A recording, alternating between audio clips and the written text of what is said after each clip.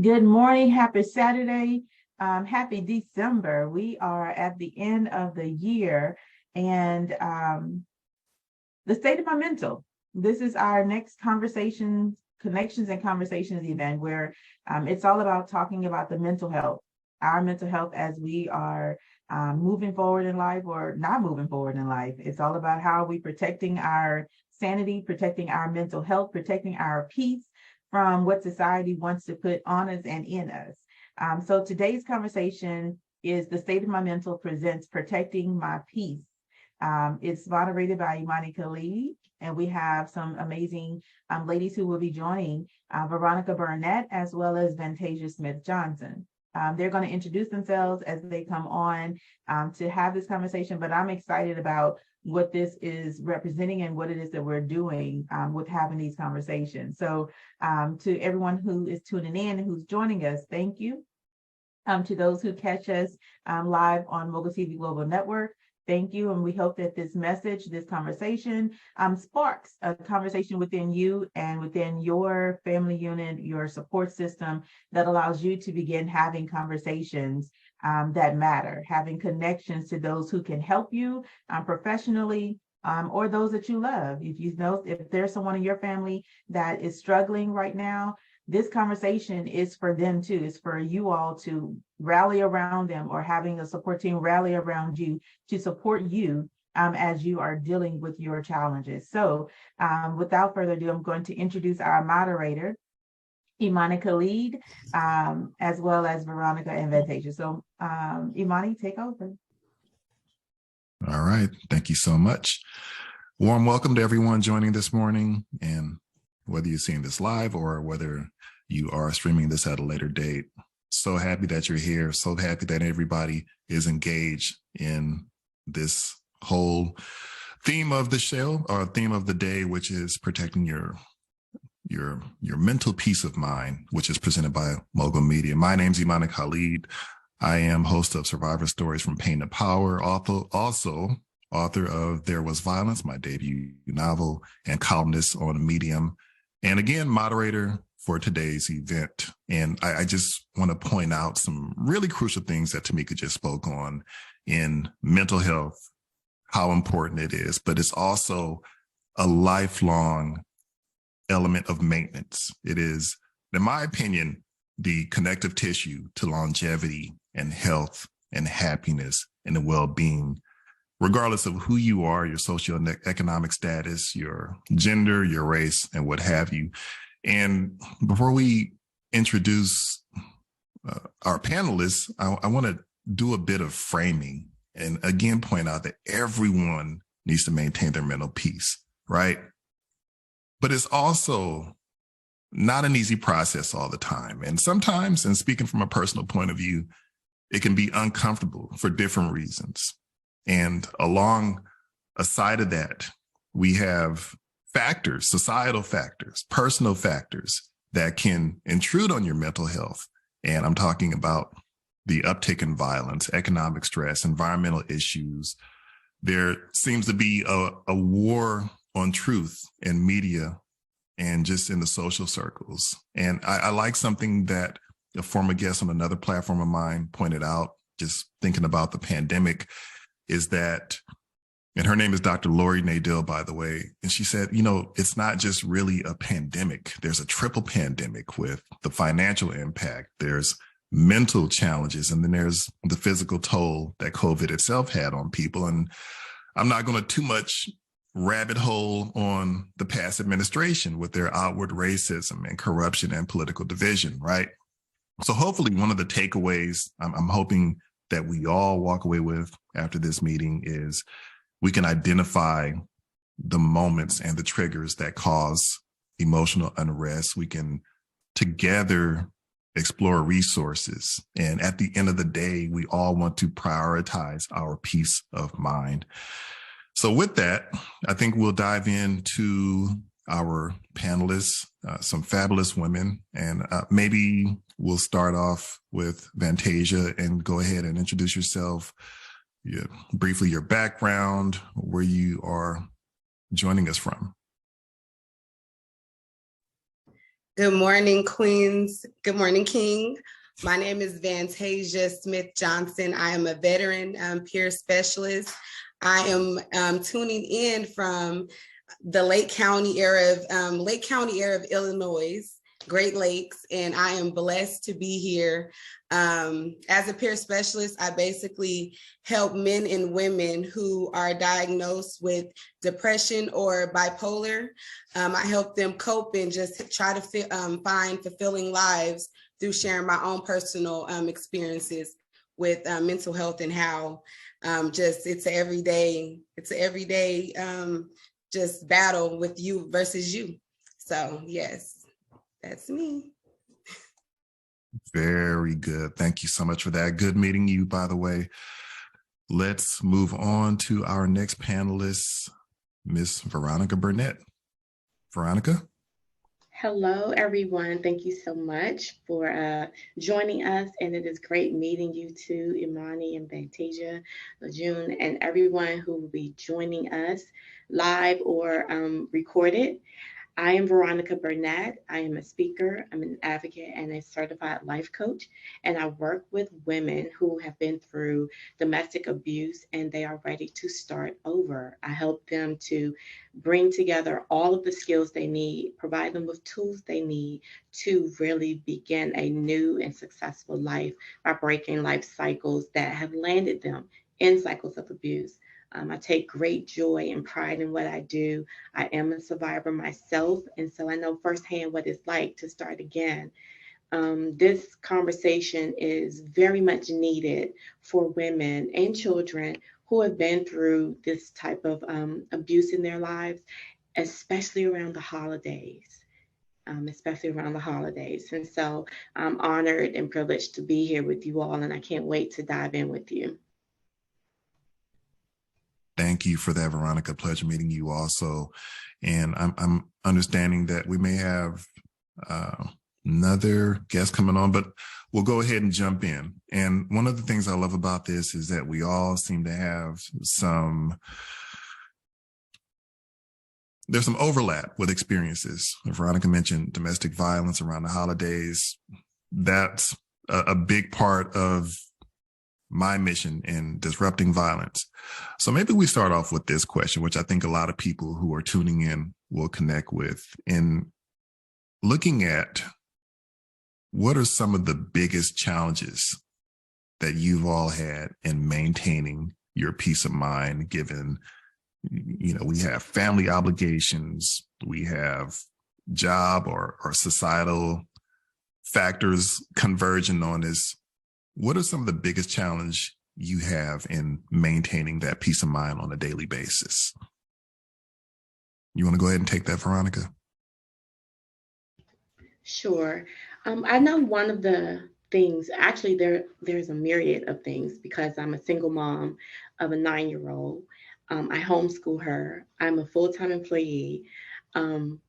I have my parents who are getting up in age, they're retired, but are starting to need more from me. I have friends who are in need. And so because I'm a giver, because I'm a nurturer, I give and give and give. And the question that I had to ask myself recently was, who's giving back to me and who's taking care of me? So a lot of times we feel like we just give to our detriment. We give until we are exhausted. For me, I give until I end up with a migraine or a stomach ache. And I really do have to stop and take a moment and say, listen, you can say no. You can not be apologetic about it. You can say not right now. But a lot of times it is just giving so much of myself and being pulled in so many different directions, people knowing that I'm the strong one. And so they pull on you, knowing that you're going to say yes, be dependable, be accountable. And when you show up like that, like we're told, show up, show up, show up, but you keep showing up and then you fall out. And at some point you have to show up for yourself and just say, I can't right now. And it's okay to just say, I can't do it. Yeah. But those are some of the areas that I've found that have caused me some stress just trying to give and take care of others who really do need, but you can find another way to help them. And that's what I'm doing now. Did I answer your question? No, you absolutely did. And you actually jogged my memory of something from my background. Is when my mother passed, I went to grief counseling. Mm-hmm. And what ended up happening was that the observation that the lead therapist made is oftentimes people who are in grief counseling are the quote unquote strong ones. And they are the people that people seem to go to for answers and support and to drive whatever task is needed. So it is no surprise in what you mentioned with that. So let's throw that question to Ms. Chapman. And I know, Tamika, for you being an entrepreneur, a mother of 2 little ones, and a wife, that a lot of, I don't know, I guess a lot of decisions have to pass through you. A lot of, there's this element of overexertion that you have to be mindful of and manage. So it'll be good to get your perspective, not only for women who are already entrepreneurs and parents, but for younger women who are going to be on that path soon. So maybe you can share some of your challenges in maintaining your peace of mind. Absolutely. So similar to what Veronica said, being that person that a lot of people have relied on to do, go. You're always the one that will help get the job done, regardless of what it costs. I've been there too many times than I'd like to be.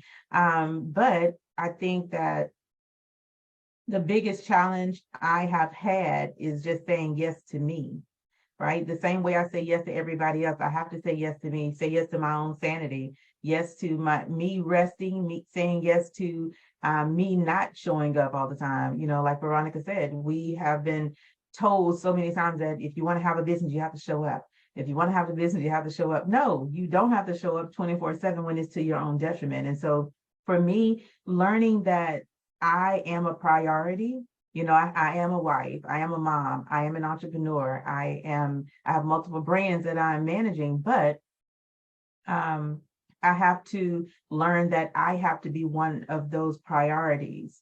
My sanity, my health, my me time, right?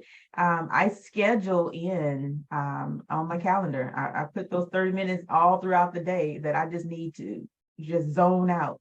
No kids, no husband, no noise, nothing, just me. Even if it's in the closet, okay? I hide.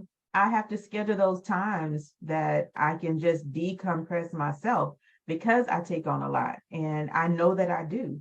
But I was just reminded yesterday, I had a lady, she called and we were talking, and she said, well, listen, just let's not worry about it. I said, it's okay. I mean, we can get it done. She says, no, Tamika, you are that strong friend, and I'm here to support you as that strong friend. And I'm telling you, no, we're not doing it.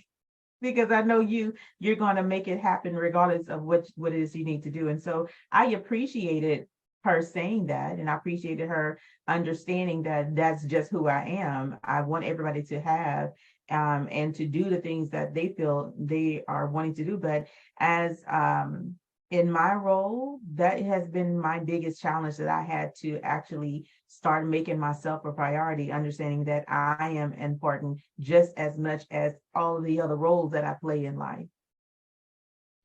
Very good. Very good. And that what I'm loving about this conversation, it's jogging my memory from where I've gotten some critical nuggets. And I had a former supervisor at one of the studios I worked at, and he consistently reminded us, don't be a martyr. You have to take breaks. You have to block out time. And when you think about it, even from an athletic point of view, as great as LeBron is, even he has to get off the court sometime and have a seat, right? So it's crucial to carve out time for yourself. So Ms. Fantasia, I think we'll round this question out with you, and maybe you can share some of the biggest challenges that you have in maintaining your peace of mind. Well, I love that Tamika brought up schedule, the word schedule, because scheduling time for me is just so important when I think about my peace of mind, especially being a single mother and just juggling everything that just comes, with life. When I wasn't at peace, I realized I wasn't pouring into me. And ultimately, that led me to losing myself.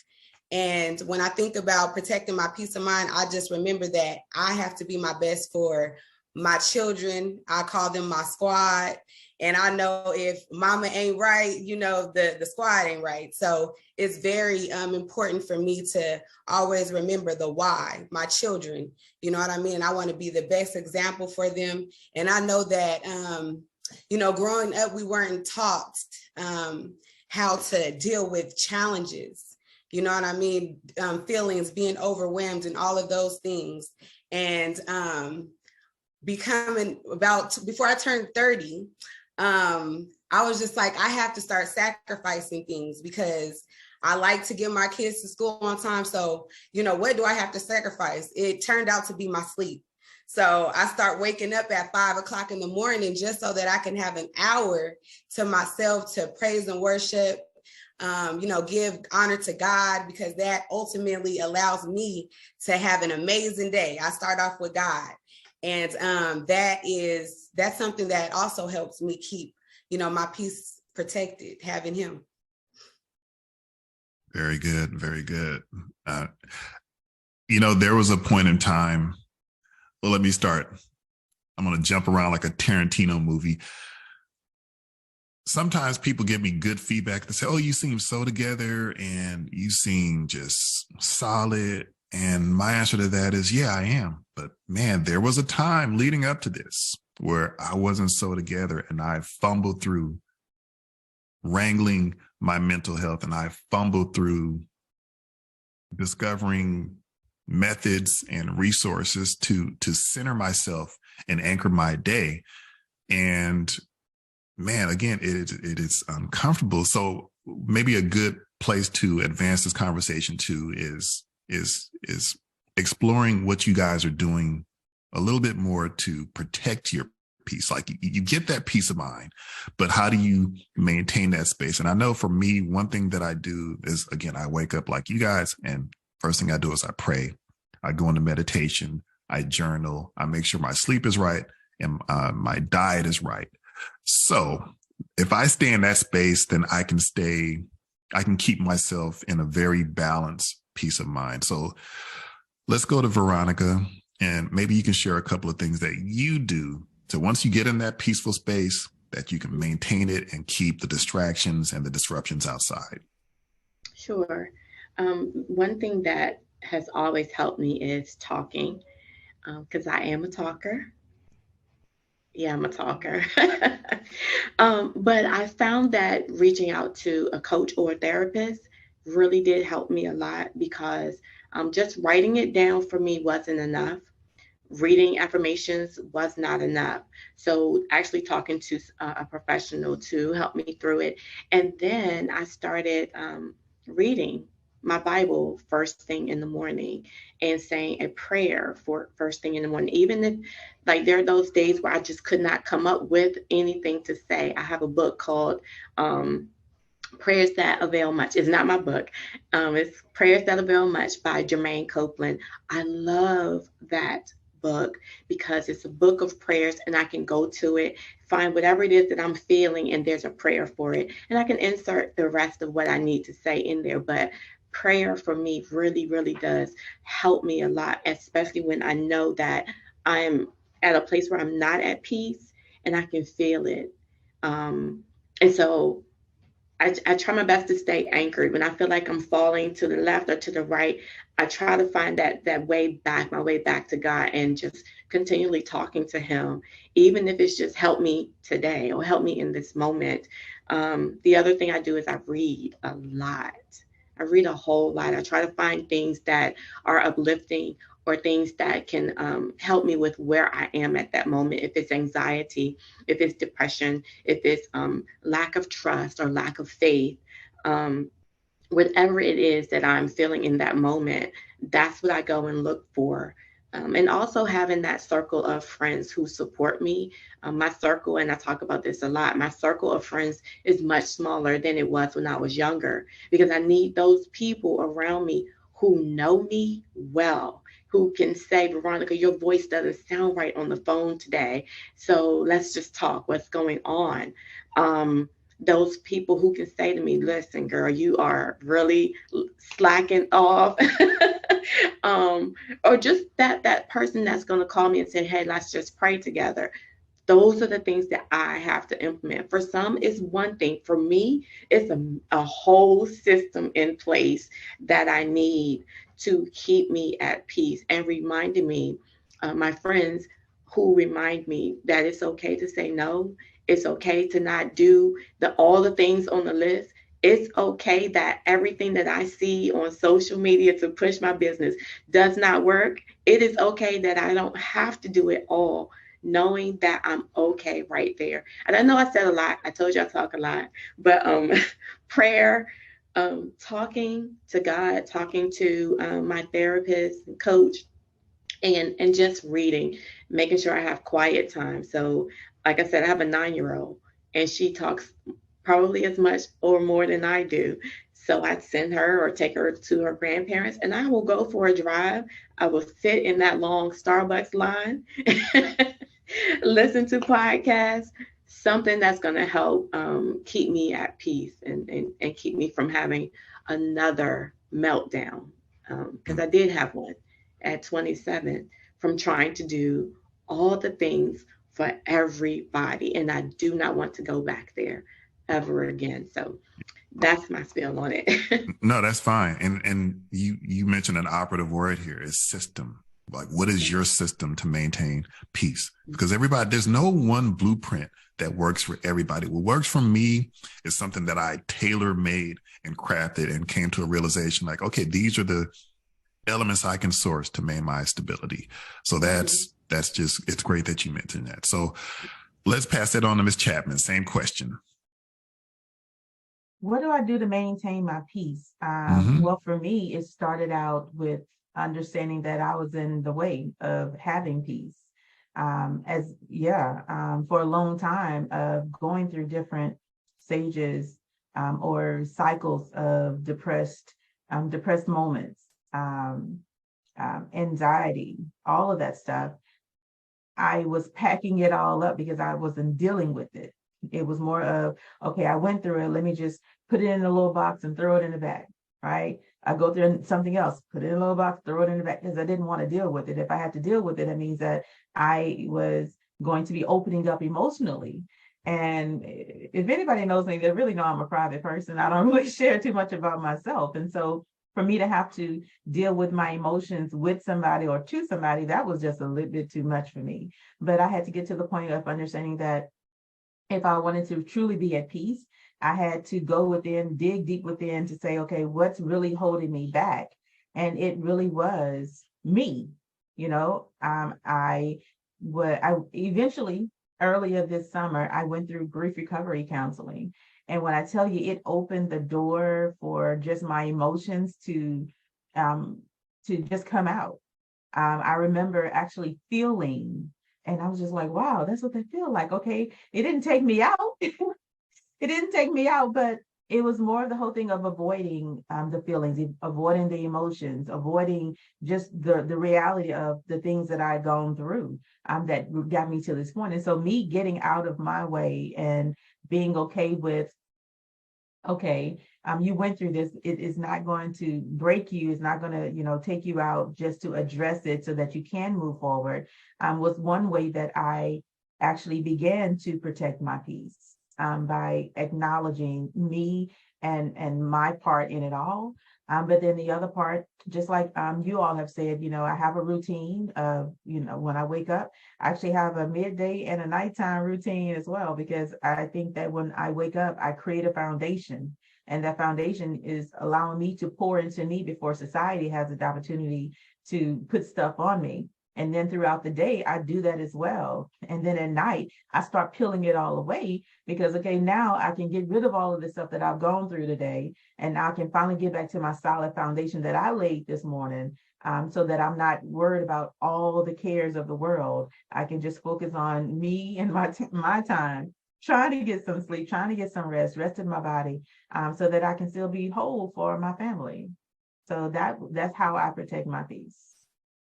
Brilliant points. How about you, Vantasia? Well, currently I have been protecting my peace by definitely making sure that I spend time with myself and do self-reflecting, because I've noticed a lot of times when I'm out of whack, it's because I'm not paying attention to me. So that's first thing in the morning, paying attention to my body. Do I got any aches and, pains? Do I need to massage, get in the shower and relax my body? Definitely working out. I think working out allows me to exercise my mind, because working out is a period of you versus you.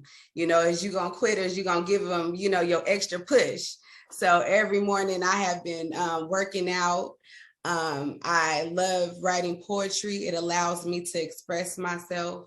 So even, talking about peace this morning, I had wrote a little something, because I'm like, what is my peace? And it's just protecting my throne.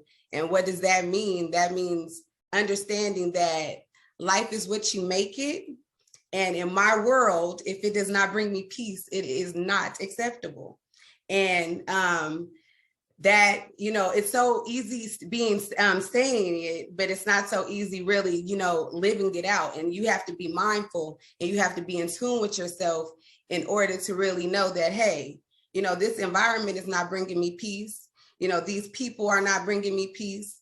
I'm listening to music that is not bringing me peace.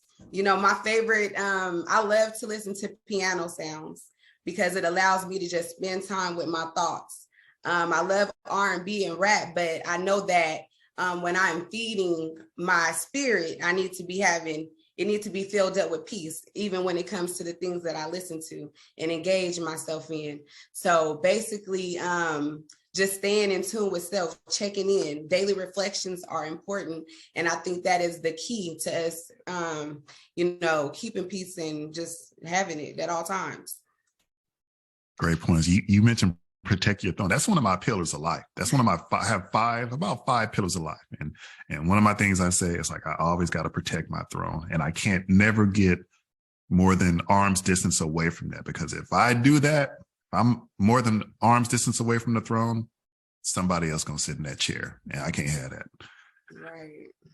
Mm. Let's move on. Go ahead. What are you going to say? I was laughing at you. I like that though. I like that. Oh, I got a lot of them. The other thing that I failed to say is that boundaries. That's another way that, I have a lot of ways that I protect my peace, but boundaries. I think Veronica said that initially with the first one, of just understanding when no is okay to say. And I say no all the time. I love the word no now. I used to not like the word no, because I felt that it was like the rudest thing that you could say to somebody. But when I tell you I love the word no, I use it all the time. My household understands no is my favorite word to say, especially to these toddlers, because they will, they know no boundary. Oh, of course, boundaries are crucial, and Right? we have to revisit what our parents and society may have taught us in good faith, but we have to reevaluate: the things we were taught, is it useful, and do we need to turn those thoughts on their head? And to your point, I had a coach, and I love what he said. I appreciate it now, but he says, you know what? It's either going to be your discipline or somebody else's. And that other person could be the doctor, law enforcement, somebody who, a romantic partner. You have to have your own discipline, to your point, Tamika, and you have to establish boundaries. It is the healthy thing to do. It is. Yeah. Okay. Can I ask something, please? Sure. Go ahead.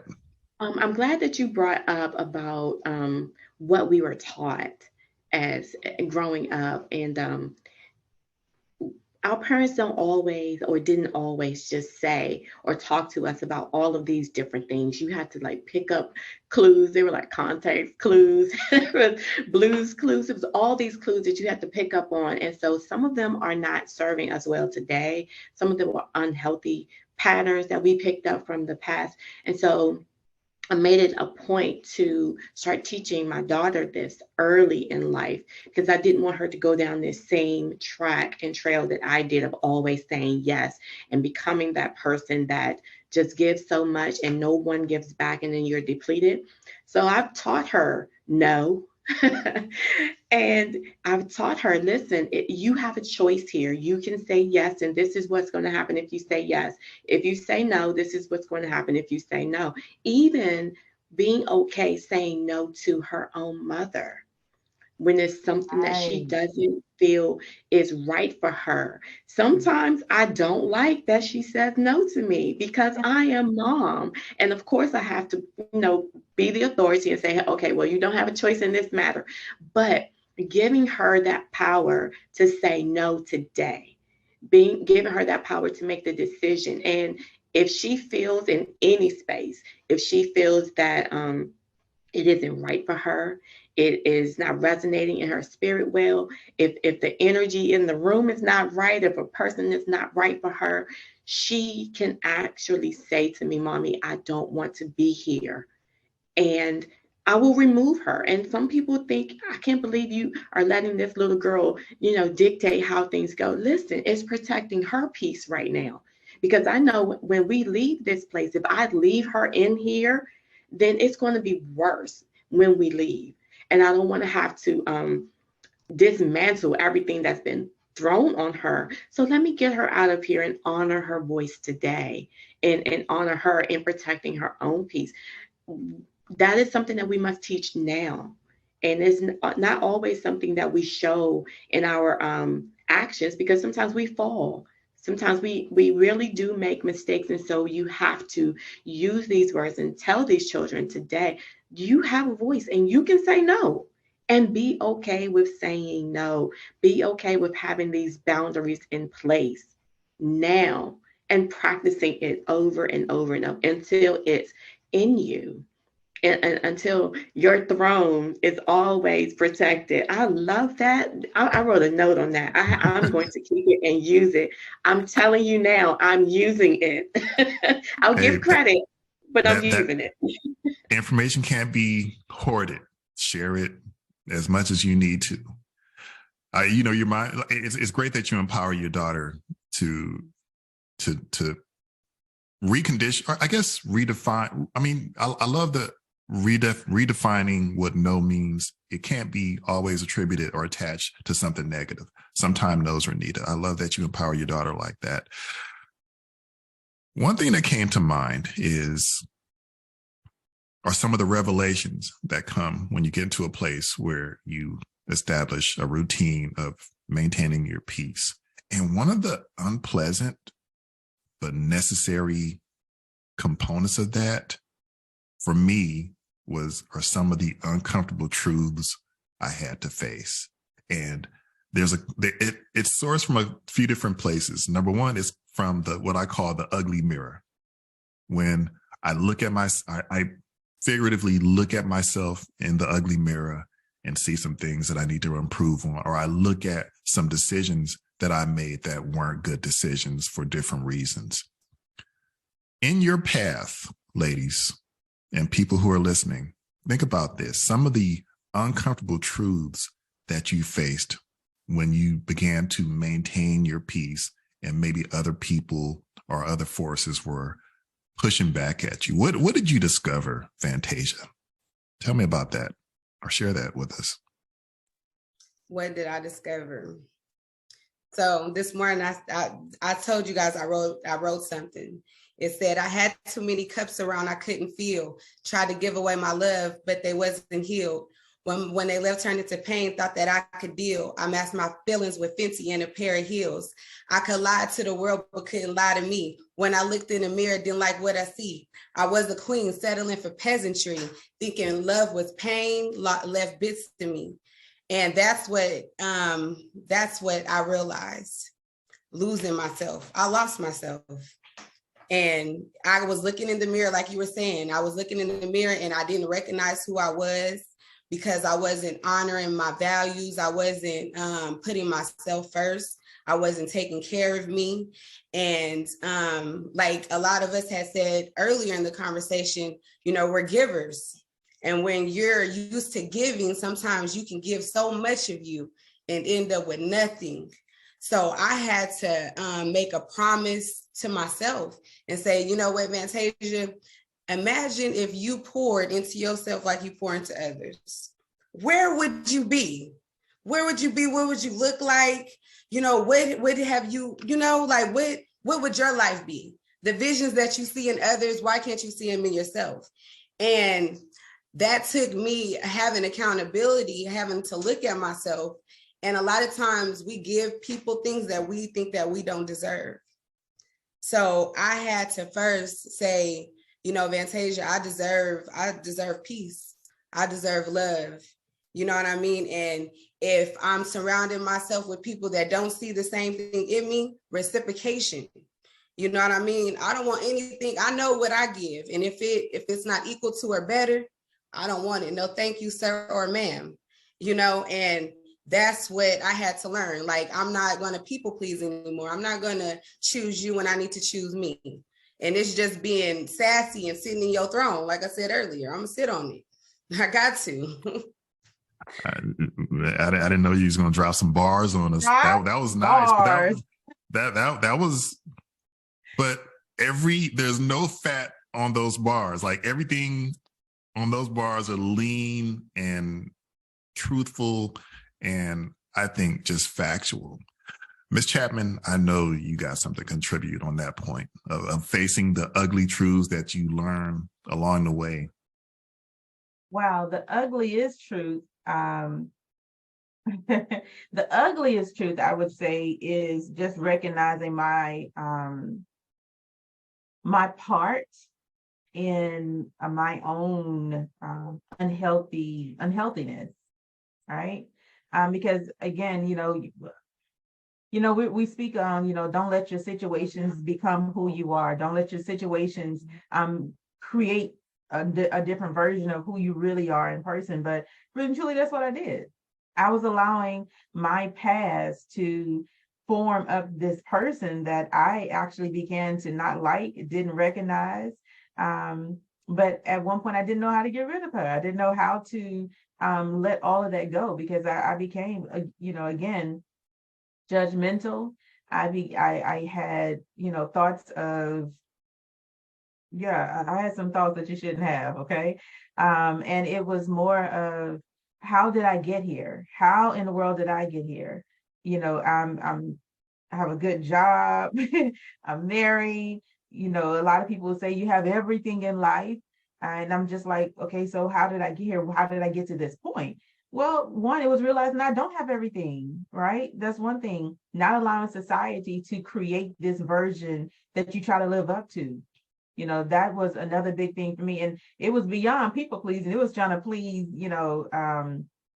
a perception, please the perception that people had. And I'm just like, yeah, not on that. I'm tired, and then I think, again, it came to a point of having those breakdown moments of, okay, I was raised to not really care about other people's thoughts. But I think that when you're entering into the world or the real world of it all, and you're having a career, like, there's expectations. When you're entering entrepreneurship, there's expectations. When you get married, there's everybody have all these expectations of you. But I think the greatest, ugliest learning of it all for me was just being okay that I'm not perfect, being okay that things are not going to happen the way that I look at them or I think that they should happen, and that it's okay, and that you're still going to live, you're still going to exist without it being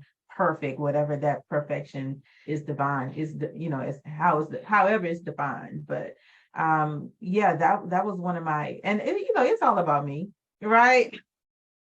Because I think we have the biggest hand in playing a part in being healthy or not being healthy. I can't point the fingers at everybody else for what they did because I allowed that to come in on me. I had to learn how to put that wall up and say, no, I'm not accepting that. Like, nah, that's not acceptable here. Like Vantasia said, it is not acceptable. Things accepted yesterday are not accepted today. Okay. Absolutely Yeah. brilliant. Thank you for that. Miss Burnett. Ooh, y'all ready? The hardest thing for me was acknowledging that I had accepted the people and things in my life, accepted that I had made decisions that put me in a position where I was, let's see, was 7 years ago, 8 years ago. Yeah, I didn't like that. I didn't like the fact that I had to look in the mirror and say, Veronica, although these people were abusive to you, the part I played in it was I accepted that person in my life. And yes, they had power. They usurped their power. They were manipulative. Yeah, that's the word, manipulative, controlling. I said yes to them, not the abuse, but to them. And that was hard to look in the mirror and say, Veronica, you did that. And then I had to go back and say, okay, but why did I accept that? Because I wanted attention. I wanted acceptance. I wanted love. Because I'm a giver, I wanted to rescue these people. So everybody I accepted, they needed to be rescued in some kind of way. And then I looked at all of that and said, those are the things that I wanted someone to do for me when I was a little girl. So it's complicated, but it's not. I accepted those people in my life. And then I had to realize I'm done with that. I don't want any more projects. I'm not rescuing anyone else anymore. I'm not people pleasing, because with that people pleasing, I gave out so much of my money. Like, I bought people to be my friends. I bought people to love me. I bought people to accept me. It was false, but I bought them because they were in my life for as long as that scholarship and sponsorship was available to them. And then I said, I'm closing down the sponsorship. I'm closing down the scholarship. I am done. And then, like my friend Fantasia said, I'm pouring into me. Like, if I had taken all of that money that I had given to people, all that time and energy that I had given to other people and given it to myself, I would be in a different place. But I'm not. I'm better now because I acknowledged it all. I went through the process of healing, but those are the things I had to accept about myself. I did not like it, and it hurt, but that wasn't my end. Wasn't my end. And I knew that I could start over again. And that's exactly what I did. So the sponsorship and scholarship is gone. It's for me and my daughter now. I love the way you phrased that, or the way you framed that. And this is another reminder to everyone listening. When we change, it's in the figurative sense, and sometimes literal, unfortunately, there's going to be a death of things. There's going to be a death of relationships that don't serve you. There's going to be a death of habits and the way that we think that have to go to the graveyard, that figurative graveyard. But that doesn't mean that it's not going to be followed by happiness and liberation. And I think it's important to keep that in focus. Like this, if you want a change for a better life, if you want to change for better and more sustainable mental health and peace, then you got to let some things go. And some of those things may never come back, and you have to accept that. So maybe you guys could share a couple of things that you had to let go. I had to mourn some relationships. I had to mourn a part of myself that I can't allow to live anymore. Fantasia, I'm sure you can relate to that, because like it seems like you're flying at a good altitude of self-awareness and acknowledging your needs. What are some of the things that you had to mourn and let go? I had to mourn my perception, the way that I seen things. I had to challenge my perception and my beliefs, my morals. Veronica, you said you used the term earlier, when I was a little girl, and being in a place where I had to stop feeling sorry for myself because of what I felt like I didn't receive. And I had to actually start mothering myself, because that allowed me to have grace with myself, just like I am with my daughters, and I had to start talking to myself like someone I loved, because that was that self-hate was something that I had to let go, because I couldn't look in the mirror and say, Vantasia, you're beautiful, and, just, and really not believe it. And be saying that I was ugly in the inside or whatever it may be, and words, affirmations is so important. That's why on my TikToks, I had started with, hey, beautiful, good morning, because I had to start saying that to myself. I was in a period when I didn't believe that I was beautiful. I didn't believe that I was deserving. I served in my country and I still didn't even feel like I was good enough, because of, my upbringing and how I perceived my upbringing and how my people around me perceived me. And I had to just let that go. I had to, how do I view myself? And that's why I said I had to stop living for other people. That had to be done. And the people that didn't see my value, I had to let them go. And a lot of those people I knew all my life, and understanding that something that my pastor said at church one day, he said every prophet that was used in the Bible had to leave their home to find their purpose. And I was in a point what had let me had me stuck is that I was still holding on to where I came from, my hometown. I had went into the military, and I was always away from home, but I was homesick. Even during this time of having holidays, I have found myself being homesick. And instead of looking at it as a sickness, I'm like, you know what, celebration. As a child, my favorite part was my mother singing Christmas carols. So I've been getting up in the morning and singing Christmas carols with my children. I used to love the smell of hot apple cider. So I've just been mothering myself, giving myself those things that I still crave, that little girl in me still craves. It's not, I couldn't bury her. I had to start loving her. So she had to be yes, she had to rise from the dead. Good for you. That's great. Ms. Chapman, anything you had to mourn in particular or let go? Oh, wow. I'm going to say kudos to you, Vantasia, for mothering yourself. I love that. Letting go, you're talking about pillars earlier. Revealing and releasing are two pillars of perseverance for me. Revealing and releasing the PPPs, the people, places, and possessions. And the places, not necessarily in a physical sense, but the places in my mind that I used to visit. Anytime things would happen, it was, okay, I have to understand that when this happened, this is where I go. So I gotta let go of going to that place in my mind. But revealing more about me and more about who I was or who I was becoming, why I was holding on to some of the things, those possessions. Why was I holding on to trying to be this, live up to be in this image of this perception that people have of me? And I'm just like, I'm perfect just as I am. I really am perfect. Country, loud, and all. I am perfect just the way I am. So I don't need to be any other way but myself. And, I think letting go of the fear that those that were around me would not want to be around me anymore if I was just able to just be me, I had to let that go.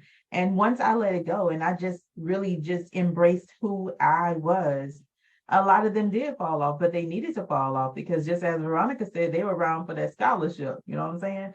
And it may not have been in a monetary fashion, but it was monetary in some kind of way. There was a value that I was giving away of myself, holding them around, and I didn't need all of that.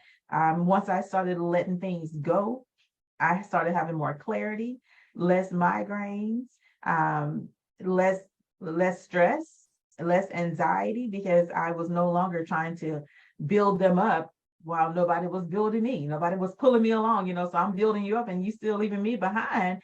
And not in the sense of not helping me, but support me as I support you. Right. And so again, I think it was just me letting go of those PPPs, people, places, and possessions that was holding me back from just being my true self, just who I really am. Brilliant, brilliant. Miss Burnett, anything you more on people, habits, old parts of yourself? Yes, and this is going to sound a little strange, but stick with me. I had to let go of hurt and bitterness. And I say that because when you have been in a situation like mine, anyone who's been abused, when moving forward, you're bitter, you're hurt. And sometimes you use that bitterness and hurt to fuel you, to protect you, and to keep you safe. But it doesn't really do that. It hurts you and it keeps you from progressing in life. Now, the bitterness was from the exes who really did a number on me. But I needed to forgive them because I needed my space to be open.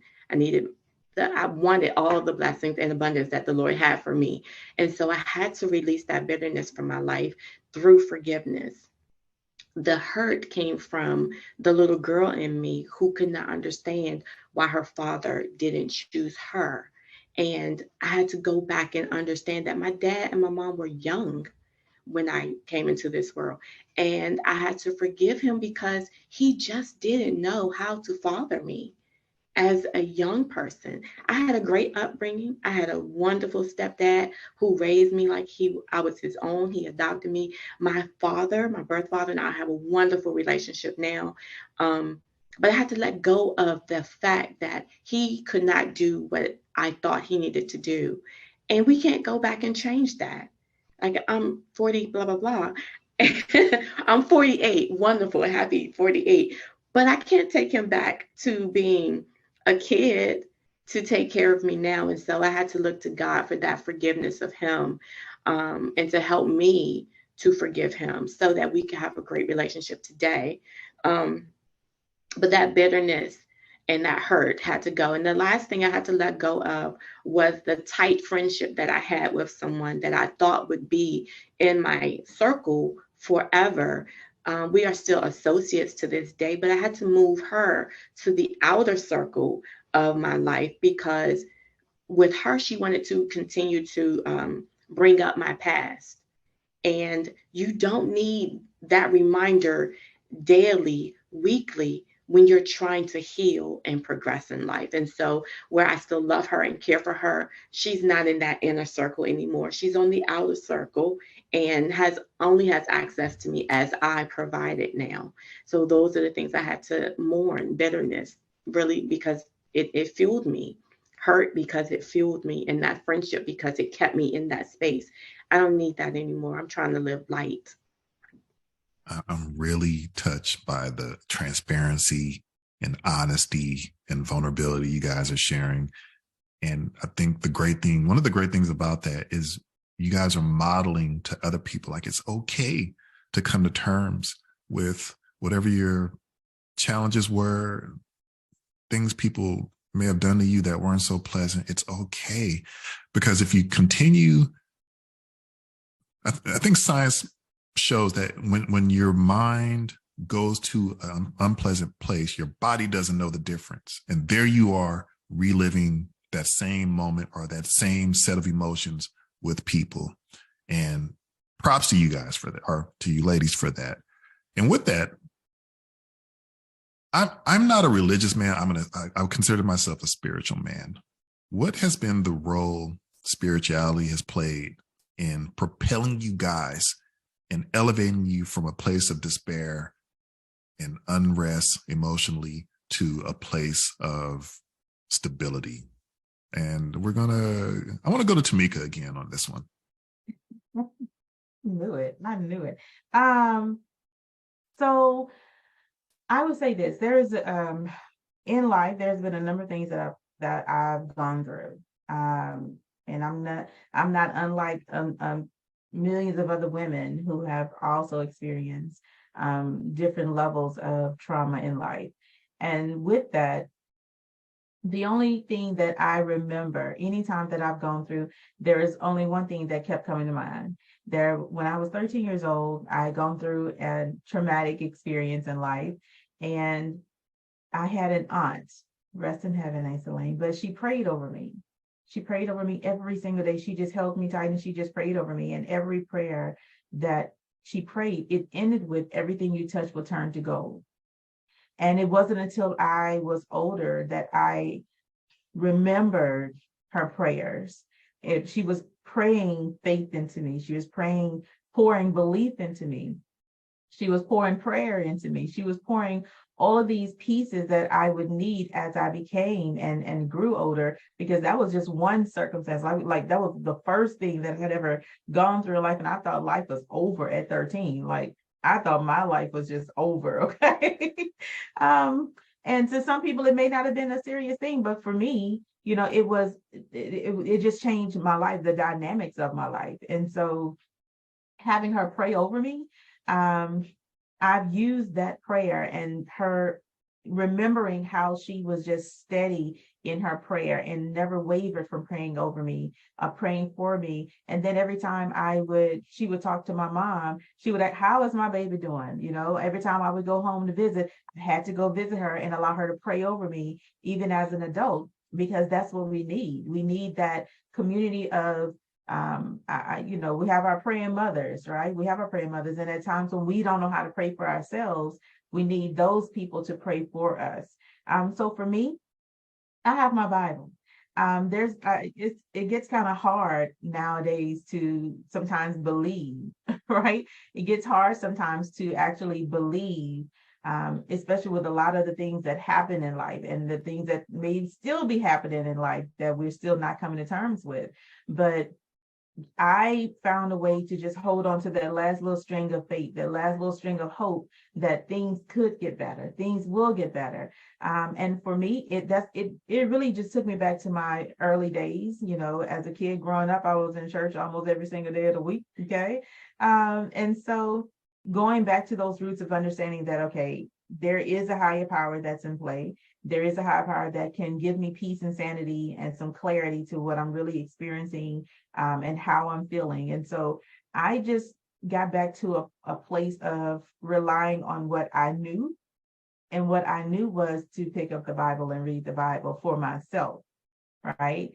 Instead of just going by what somebody else says, let me read it for myself. And for what I don't understand, now I can seek guidance to tell me, okay, this is what this means for you. And, if I feel led to, that's what I need to be reading or talking about or manifesting on in my life, and that's what I do.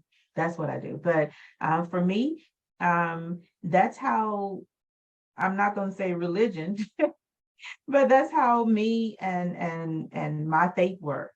I believe in faith, and I believe that whatever it is that I'm working towards, there's a reason for it. And so I just insert my faith along with it, my belief system along with it. Love that you took initiative in developing your own sense of or interpretation of faith. And as opposed to, I think there's a tendency of people to just initially take what's handed to them and try to shoehorn that in their life in whatever way, but actively taking your own initiative and molding it to your purposes is great. So props to you for that. Fantasia, talk about your spirituality and maintaining your peace of mind. Yes, well, I grew up in the church, just like Tamika. I was there almost every Sunday, choir, rehearsal, Bible study. And growing up, I was always an observer. So I observed people. And one thing that I observed when I was in the church is that, people were one way in the church and out of the church another way. So it left me very confused, and then as a child, I remember that, as a child, you believe, that everybody tell you just pray about it. So I was going through stuff and I was praying every night. And I was like, God, nothing was changing. So as a child, I was like, I don't know if this really works, and the people, I don't know, the adults around me, they telling me to pray, but they doing more than praying. They coping how they cope, and they have different outlets. And I was just observing, and I didn't know, really if it was real or not, and as an adult, I then strayed from the church. And I feel like when I strayed from my religion, that's when I started losing myself. I started allowing people that into my life that I shouldn't. I started experiencing abuse. Just I was in things that I shouldn't have been into. And finally, I had to realize, and I had to self-reflect and be like, you know what, Vantasia, actually, my times in with God was better than my time out here without him. So that's why I say that protecting my peace, I know now that I require God. Like, it's not about, religion, but I know that I have to go to a church and fellowship because I need to be amongst people that are like-minded, and have the same belief as me, and we can strengthen each other's faith. Right now, my church family is my family from home, and I love them because the first time I walked in that church, I said I experienced God. And that's important to me because, every day I feel like if we are walking in love, the world would be a better place. But right now we're at a time where people have so much hate on them. They walking around with hate, and if God is love and we are resembling him, the world would be a better place. So why is it so much hate?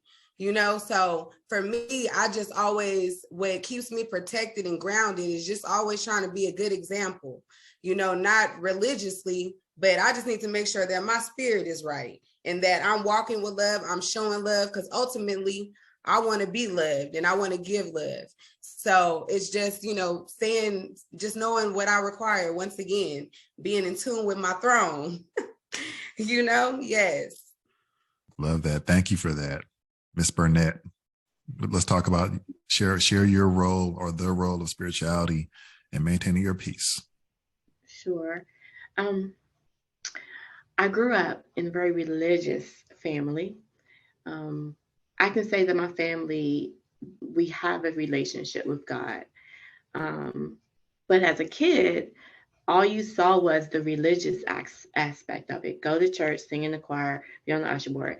And at the age of 4 or 5, I actually joined a church because I wanted to sing in the choir. And so they let me get baptized that young because I had to be baptized. And so I grew up in the church and I did all the things that you were supposed to do when you go to church, because that's what I learned. And it wasn't until I was about 20 or 21 when I was dating this gentleman, and he said to me, listen, you've got to develop your own relationship with God. And that was different from going to church. And I was like, okay, so what does that look like? And so he walked me through the process. And so from the age of like 21 on up, I started just talking to God, because like the way that you saw prayer, it was too much for me. And so he shared, you just talk. And so I remember one day going, Lord, I need to know, God, how do you talk to me? And what does our relationship look like? And I said, I need to know, I need you to show me physically, or in this realm, this world, how you show up and how you speak to me. And he started just like really downloading things to me in my ear, in my head, that I would never have thought about. And so I would talk back. So I went through, life developing a relationship. To me, relationship is way more important than religion, because you can religiously do anything. You can religiously go to the gym. You can religiously walk every day. But what does your relationship look like? The one thing that I know, and like Vantasia said, when you start straying away from him, your life looks totally different. And so when I'm with him, everything is good. I'm like, okay, I got this from here. So I go on about my way. And then that's when I fall into the abyss. That's when I trip off the curb and let all of these crazy people in my life. And so I saw that in relationships. So I said to God one day, I was looking out this window, it was snowing, and I said, God, if you're here and you hear me, I need a sign. And I tell you, about 2 weeks later, it took 2 weeks. 2 weeks later, he showed up in a mighty way, opened a door for me, and I walked out that door. It was a door of escape. And if you understand what I'm saying, you know what I'm saying. It was a door of escape, and I took it, and I knew that he heard me. And my relationship with him couldn't be stronger. So that's how I view religion in my life, is more relationship with God, because I need him. I mean, I got this little girl that I'm raising, and I don't want to mess her up, and I have these people that I coach. And so before I'm coaching with them, I'm like, God, I need you to talk through me to help this woman, because she's going through what I've been through. So I can't religiously coach her. I have to spiritually coach her, because I know what it's like. And so religion is more relationship with God for me. Yeah. Thank you for that. We are going to be wrapping up some, but before we do, I wanted to open up the floor to some of the audience members if they had any questions or they had any comments they wanted to share. So anyone in the audience, you can give that some thought and drop that in the chat. And while that is happening, I think something that was on my mind to consider is it's easy to slip into that state of unrest.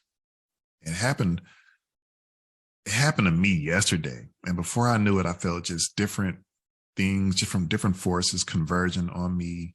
And I say to myself, how did this just sneak up on me like that? Like, I'm usually better at that.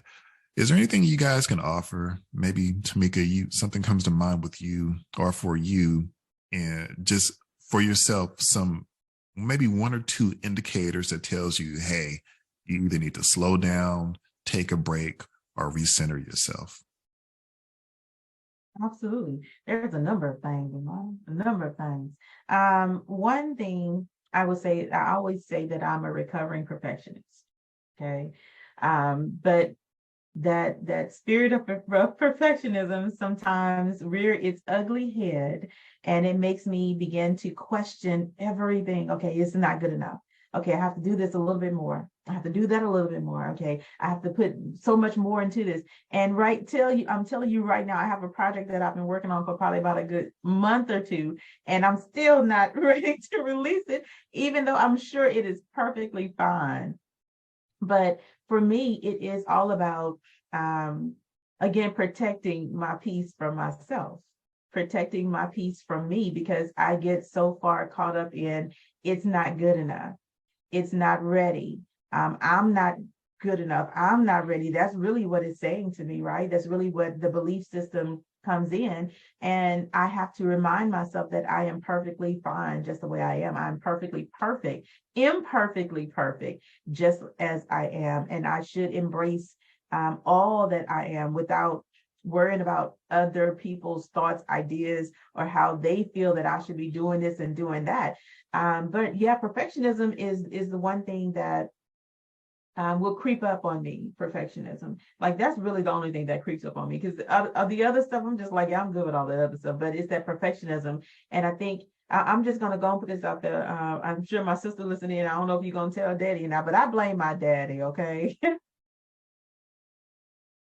I blame my dad for my level of perfectionism that's taken over my life, because I remember as a little girl, when I used to do my homework, we used to have to put our finger in between the words as we wrote them.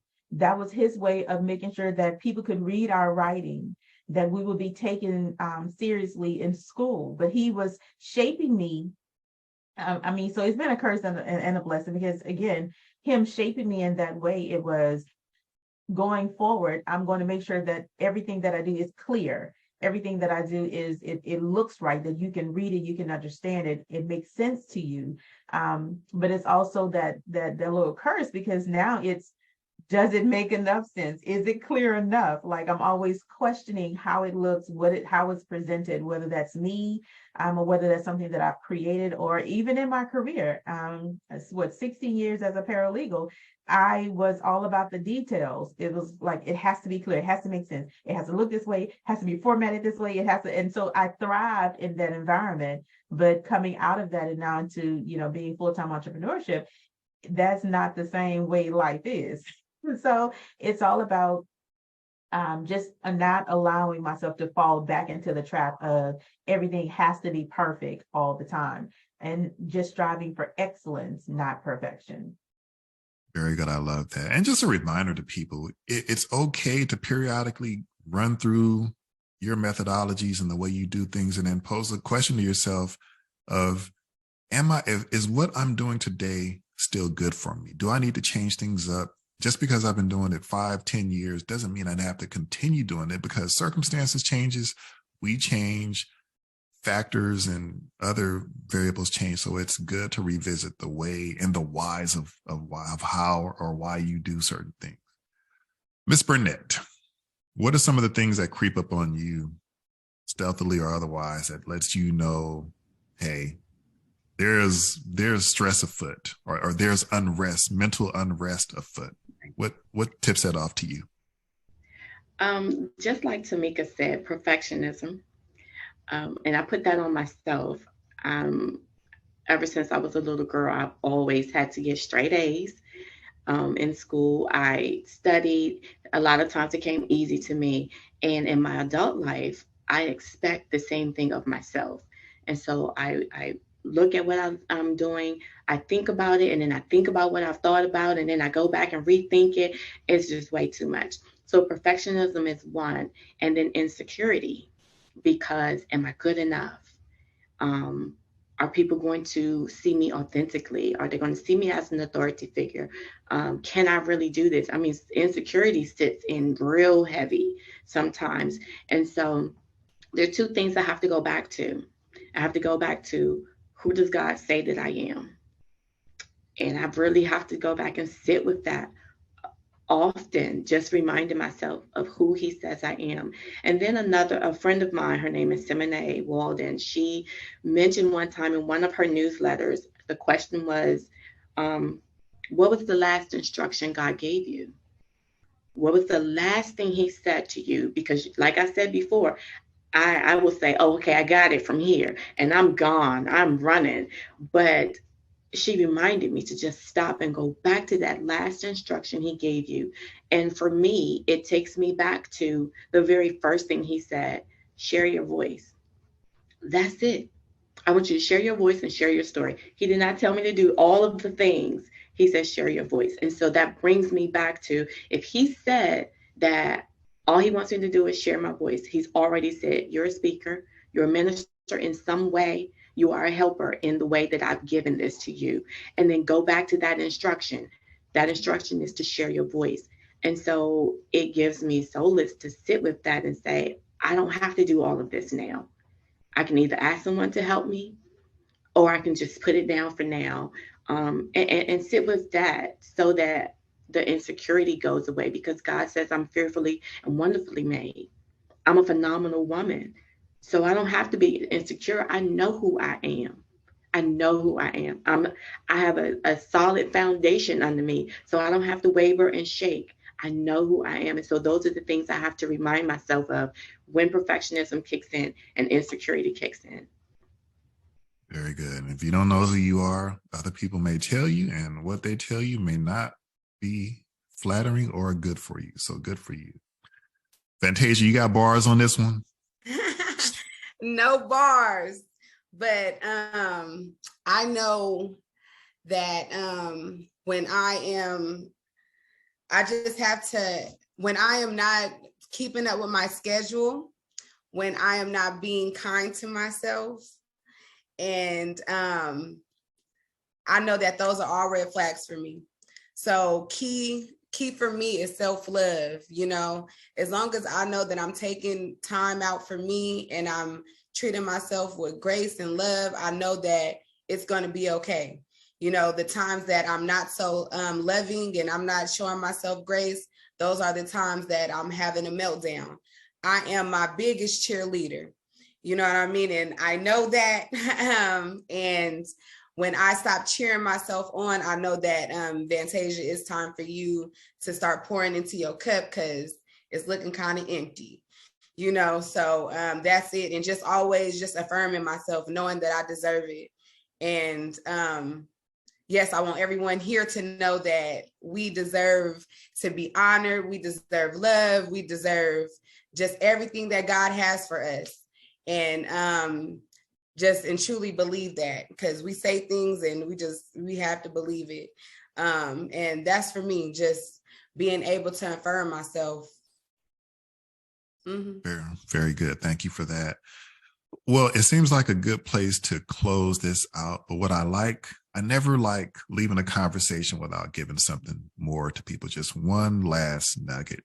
Can each of you share one piece of advice for people struggling with either finding sustainable mental peace or protecting it? What is one thing you can share with people? Veronica.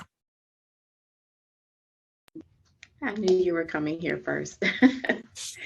The one thing I can say is to really take time, like Fantasia said, to reflect on who you are, knowing who you are deep down inside and developing a firm foundation. It could start with you saying no to some things that no longer serve you.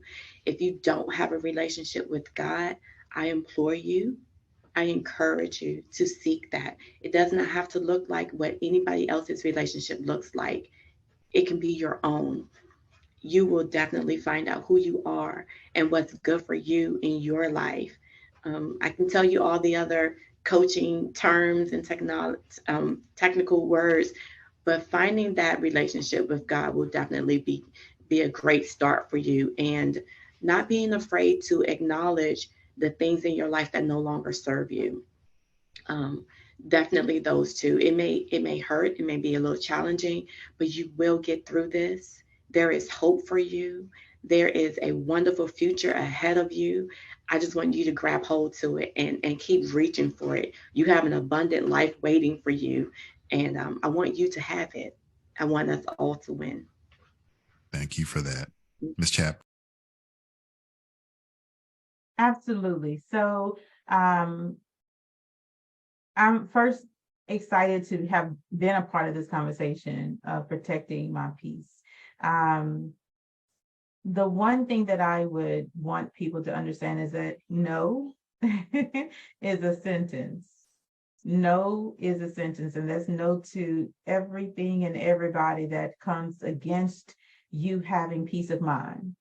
That to everybody and everything that comes against you having peace in your home, peace on your job, peace where, peace all around you. The word no, it means a lot. It's simple. It's the hardest thing to say, but it's the most important thing that you can say that's going to help you gain clarity, gain sanity, gain peace within yourself. So saying no, setting those boundaries, but also set that boundary against you from allowing people to cross the boundaries, because that's the other part of saying no. You set a boundary, but you also have to be willing to stand up to that boundary that you set and not allow anyone to tear that boundary down and to continue the cycle that's been going on and on and on. So again, no, and no, and just standing up for what it is that you're saying no to. That's what I would want everybody to take away from today's conversation for me. Thank you for that. VSJ, that's the nickname I just gave you. So my first little tip would be to live in the moment. Live in the moment, because ultimately that will help you protect your peace. There is something to be grateful for. God has woke you up this morning. You're breathing. You know, there is just in the present moment, there's so many things to be grateful for. And also know that life is what you make it. Okay, we all have our own world, and we have the power to shape it and make it look like whatever we want it to be. So dream and create. You can create your peace. You can create happiness. Do the things that you love. Do the things that are going to make you feel fulfilled, and know that you don't have to wait till tomorrow. As soon as we get off of here, if you know, listening to some music is going to bring you some joy and some peace, I would advise you to do so. If you want to dance a little bit, because I think that's what I might do, you know, do that. But do whatever is going to allow you to smile, because, you know, a lot of us are alive, but we are not living. And I don't want to see zombies. There's too many zombies in the world. And I just want everybody to live, create life, because it's worth living, definitely. Thank you for that. The only thing I'm going to add to that is, for anybody tuning in now or in the future, don't make the mistake. Like, and we have a tendency of being so insulated and thinking in our own world and thinking whatever has happened to me is only happening to me and nobody else. There's a lot of overlap. What's happening to you and the challenges you have may be happening to millions of other people. But when you are cleaning house and preserving your peace of mind, don't mistake that uncomfortable, unpleasant feeling for being on the wrong path. That's part of the journey. That things may get uncomfortable, things may get sad or whatever. So don't think that you have to course correct when in fact you are, you know, it's like healing. When you have an injury, healing is painful.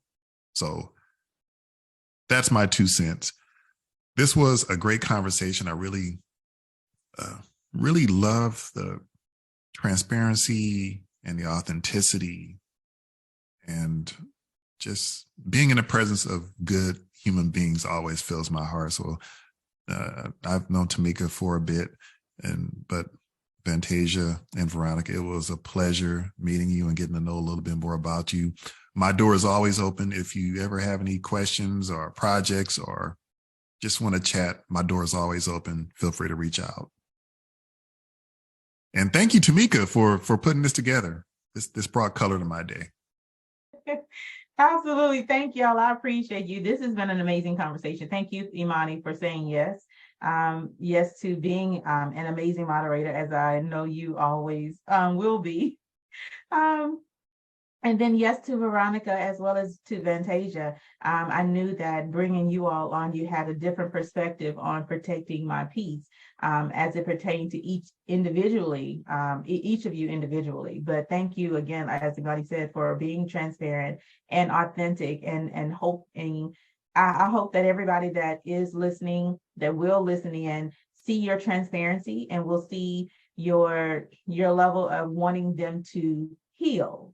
Right. And I think a lot of times that when we share our journey, it's because we're helping somebody else move along the way. So again, thank you all. I appreciate you. Thank you again, Imani. This has been absolutely amazing. So you all, thank you and take care. Have a great weekend, a great rest of your Saturday. I appreciate you all for being here today. Thank you. Thank you. Bye-bye.